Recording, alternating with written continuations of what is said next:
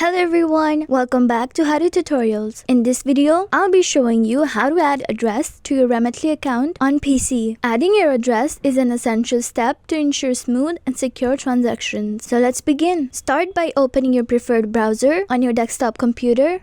In the address bar, type remitly.com and press enter. To add an address, you need to be logged in to your Remitly account, so make sure you're logged in first. Once you're there, look for the account setting at the top right corner. It is usually represented by the word welcome, or if you've added your name in the account, you'll see something like this. Now, click on it. Select settings to access your Remitly account settings.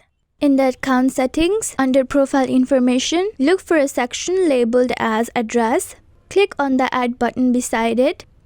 You'll be presented with a form to enter the detailed information. Type in your street address and select the exact one from the drop-down menu. Now, enter your apartment name, which is optional. Your city, state, and zip code gets automatically filled in, but you can always type it in manually if anything's incorrect. Once you're satisfied with your provided details, click the Save button to save your address to your Remitly account. And you're done! You've successfully added your address to your Remitly account. If this tutorial helped you, make sure to like and subscribe our channel for further video updates. Thank you!